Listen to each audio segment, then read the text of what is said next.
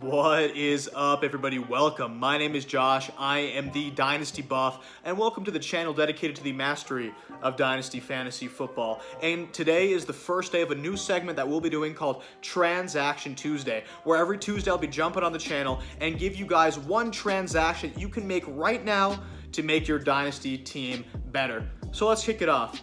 My transaction for my first ever Transaction Tuesday is go buy Amari Cooper. Right? Whether you are in the middle of your startup draft or whether you're making moves this offseason, Amari Cooper is being grossly undervalued in Dynasty today. So subscribe to the channel if you're new, and let's get it.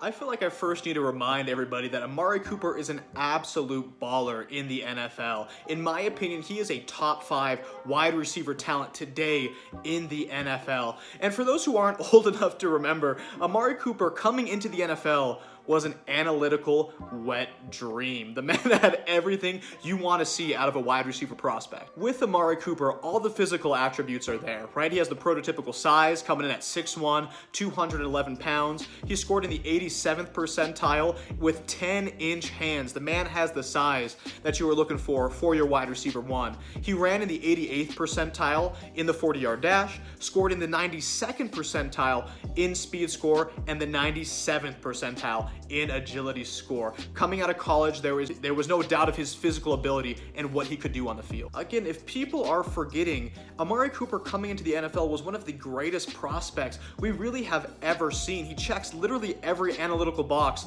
one could look for, right? He was an absolute ball hog at Alabama with 47% college dominator ranking and 38% in college target share, right? And me personally, and everyone in the analytical community, likes to see wide receivers who can come into college and ball out immediately. Well, Amari Cooper's breakout age was 18 years old, which is the 99th percentile, and he steps on the field, and the kid puts up 1,000 receiving yards and 11 touchdowns as a true freshman in the SEC. Right? And during that freshman season, he broke Julio Jones's freshman receiving yard and reception record at Alabama. And he balls throughout his career at Bama. After his junior season in 2014, he was a finalist for the Heisman. He won the Fred Biletnikoff Award for the nation's top wide receiver and was a unanimous All-American. It's no surprise that Amari Cooper was an early declare for the NFL draft and was picked 4th overall by the Oakland Raiders in that 2015 NFL draft. Now let's look at Amari Cooper's NFL career for just a little bit here. The man comes into the NFL and no one's doubting his ability and the legit fantasy upside the man has. And honestly, if you look at it, he's been balling out since he joined the league 6 years ago. Out of those past 6 years, he has played 5 seasons of 14 or more games. Out of those 5 seasons that he's played at least 14 games, he has never put up less than 70 receptions and never had under 1,000 receiving yards during that 5-year stretch. That is an insane floor, right? And his lowest fantasy finish was the wide receiver 21, and that was his rookie year, right? So this amazing floor comes even when he switched teams, man. 2018 midseason, he switched from the Raiders to the Cowboys, and he still put up 1,000 yards on the season. So the Raiders draft Amari Cooper with a 4th overall pick in the 2015 draft, then trade him to the Cowboys in 2018 for a 1st-round pick. And then that following season in 2020, they paid the man, right? Amari Cooper signed a 5-year, $100 million contract that locked him in as the future wide receiver 1 for this team. Now, there is a potential out in that contract after this upcoming season, but there is absolutely no reason to assume that they will execute that out after the 2021 season. So Amari Cooper was an absolute stud in college. He has balled out in the NFL so far. He's only 26 years old and has a major contract why is he the wide receiver 17 in Dynasty League Football's rankings? It really comes down to three things, and the first reason is that people are concerned about Amari Cooper's injury history. The man has struggled with injuries since joining the league. Not major ones, right? He hasn't torn his ACL and missed an entire season, but if you've owned Amari Cooper in Dynasty, you know about these nagging injuries that he tends to struggle with throughout the season, right? His rookie season, he was on the IR 5 different times. In 2016, he was on the IR 6 times. In 2017, he was on the IR 4 times and missed 3 games. In 2018, he had a healthy season, but in 2019, the man was on the IR 12 different times. He played, but was struggling through injury on the field, and that hurt his production. And in 2020, unfortunately, in week 17, he sprained his ankle, which required surgery this past offseason. So again, it's not as if Amari Cooper tore his ACL and has missed multiple seasons, but as a Dynasty owner, if you have seen your wide receiver 1 off and on the injury report and then seen that impact even when he's on the field, subconsciously that is just going to change how you view Amari Cooper as a whole. And reason number 2 is that for fantasy purposes, Amari Cooper has been much more boom bust than his fantasy finishes really imply. Right? Even though he's finished really, really well at the end of the season, like we've already talked about, it didn't always feel that way when you had to put Amari Cooper into your starting lineup on a weekly basis. I went through his entire game logs from 2015 to 2019, and in 47% of the games that he played, he put up 10 PPR points or less. Right? So he finished as an elite wide receiver 1 the vast majority of his career, but on a week-by-week basis, it didn't always feel like that for Dynasty managers putting them in his starting lineup. Reason number 3 is because CeeDee Lamb is the new hotness, and the Dynasty community loves their rookies. CeeDee Lamb was drafted by the Dallas Cowboys in the 2020 NFL Draft in the first round, and people automatically assume that this damaged Amari Cooper's Dynasty value. Dynasty League Football currently has Lamb as the wide receiver 6 in their Dynasty rankings, while Amari Cooper is not ranked until the wide receiver 17. That's an 11 spot different. In a recent Dynasty startup draft that we did with our followers, go join the Discord, Lamb was taken in the 3rd round overall, and Cooper wasn't taken until the 6th round in the most recent Dynasty startup mock draft that we did. I get it, CeeDee Lamb's the real deal. I would love to have CeeDee Lamb on my team, and people have the right to be excited about him. But they are so excited about CeeDee Lamb that they're leaving Amari Cooper for dead. After watching this segment, you're probably thinking to yourself, hey man, you just brought up 3 legit reasons for why Amari Cooper's ceiling isn't that high in Dynasty to begin with. Why would I try to go buy him right now? And that exact feeling is why you should go capitalize on this industry perspective and get him on your team as soon as today.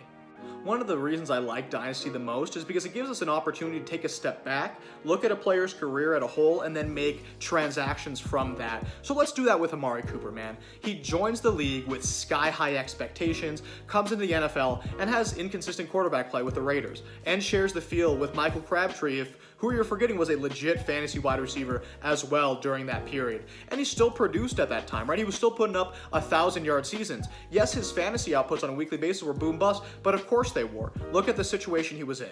Right, then he gets traded to the Cowboys mid-season for a 1st round and immediately gets fed targets in 2018. Then 2019 rolls around and everyone is excited to see what Amari Cooper can do now with a full offseason with the Cowboys. And he looked legit his first 10 games with the Dallas Cowboys. During that stretch, Amari Cooper actually injured both his ankle and his quad, played through that injury, and during that 9-game stretch, he was the wide receiver 4 in all of fantasy football, averaging 20 PPR points per game during that stretch, and he was consistent. Not only did he show ceiling, but he only scored under 10 PPR points twice during that 9-game stretch. So Amari Cooper, after an offseason with the Cowboys, was showing up what his elite upside looked like once he got on a good offense with a legit quarterback. And then week 10 happens, and of course he injures his knee. He sprains the knee and struggles with injury throughout the rest of the season. He doesn't miss any time, but he pushes through that injury. And I remember watching that game, the Cowboys against the Patriots, and they didn't even target him that game. He was literally just a distraction for the defense, where they'd have him line up on the outside and then jog a route just to get Stephon Gilmore off the field with him, right? So from, again, weeks 1 through 10 of the 2019 season was the wide receiver 4. Sprains the knee in week 10. Weeks 11 on, he was the wide receiver 43, and that crushed fantasy owners because he was still supposed to play. He was on the field, but did not produce for fantasy whatsoever. So the way I see it, if it wasn't for that knee sprain in week 10 of 2019, Amari Cooper was on pace for an elite breakout season and would be on the top of everyone's dynasty rankings had that happened. Well, 2020 swings around and the fantasy community started getting excited again to see what Amari Cooper could do now that he was healthy. In weeks 1 through 4, man, he was paying off. Right before Dak Prescott got hurt in that 4-game stretch, the man was the best wide receiver in all of fantasy football. Amari Cooper was averaging 21.3 PPR points per game, seeing a hefty 12.75 targets per game. And I'll remind you, that's still with CeeDee Lamb on the field. From weeks 5 on, he still finished with a decent fantasy finish. The man was wide receiver 15 on the season, and that's catching passes from freaking Ben DiNucci and Andy Dalton. Right, so with mediocre quarterback play, he was still a decent wide receiver 2 for your roster. Again, another potential elite breakout performance that gets squashed by injury, and this time towards the quarterback. All right, man, I'll be honest. I don't really buy into this whole injury proneness argument, right? I'm not a doctor, right? But Amari Cooper has shown us that he's playing this brutal sport, and he's still been able to stay on the field and play through injuries. And I know that that has impacted his fantasy output, but I'm not going to project those injuries down the road. That just wouldn't make sense. So I'm not worried about his injury history, and he showed us in 2020 and in 2018 that he's able to stay healthy and produce for a whole season. And to address the third and final argument against Amari Cooper is CeeDee Lamb, right? And I freaking love CeeDee Lamb, guys. Do not get this twisted. The kid is an absolute stud.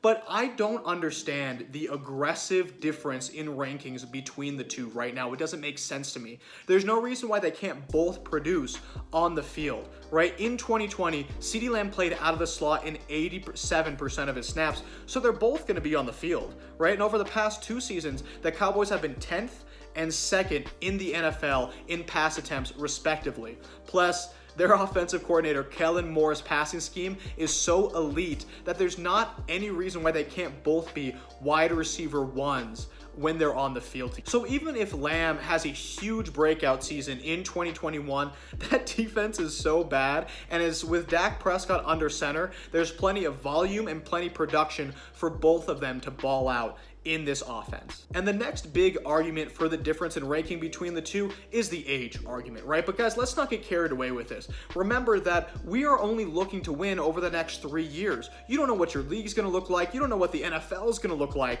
over the next 4 to 5 years. And Amari Cooper is still only 26 years old. And there's no guarantee that Lamb is gonna outproduce Cooper over the next 3 years. So you're telling me that I can buy similar, if not better production than CeeDee Lamb in that insane Cowboys offense for the portion of the price? Sign me up, man. And I get it, man. I understand that the Cowboys have a potential out of Amari Cooper's contract after this season. And I've seen so many people on either fantasy Twitter or Instagram, they're like, well, they'll cut Amari Cooper after this season and CeeDee Lamb will be the wide receiver 1. And that just does not make sense as an NFL move, right? Remove yourself from a fantasy perspective for just a second. The Cowboys traded a first-round pick to get Amari Cooper on their team, and he's still producing. This man means so much to this offense, this past first offense, that Amari Cooper will be a legit part of this Cowboys team for not only now, but for the foreseeable future, and therefore will be a baller on your dynasty team. Amari Cooper has proven to me that when he is healthy and that Dak is under center, he is a legit top 5 fantasy wide receiver, right? And you can get someone with his draft profile at his age with that contract, with a quarterback that's a legit locked in under center and his insane proven fantasy upside for a portion of a price of some of these younger guys going ahead of him, right? There isn't a wide receiver in this class not named Jamar Chase that I wouldn't automatically take Amari Cooper over. So if you're in your rookie draft and someone is in love with Devontae Smith or Rashad Bateman, again, players that I love, still give me Cooper over those guys. And I'm sure that's a trade you can make once your rookie draft is happening. Dynasty League football currently has DJ Moore, Mike Evans, and Allen Robinson ranked over Amari Cooper, and in my opinion, I think Cooper has not only a higher floor, but a higher ceiling as well than all of those players on that list. They also, of course, have players like Terry McLaurin and Chris Godwin, players I love, ranked over him, and I assume simply due to youth. Well, Amari Cooper is only a year and a half older than these players, and if you really are focused in that 3-year window, realizing you can't project what's going to happen in the NFL 4 to 5 to 6 years from now, I think Cooper can easily outproduce all of them. So you're getting someone with that range of talent, again, at such a cheaper price. If you're going to buy Amari Cooper, do it right now, because he's been great in fantasy up to this point, and I really do think that his best fantasy football is still ahead of him. Guys, I'm trying to buy him, but the Amari Cooper owner in our league loves him more than I do. So that all being said, guys, if you enjoy this video, please like it. Subscribe to the channel if you're new. You're not going to want to miss any of our Transaction Tuesdays. And join our Discord, which is down below in the comments section. And go follow me on Twitter at DynastyBuff. I appreciate you all, and we'll see you next time. Go buy Amari Cooper. Peace.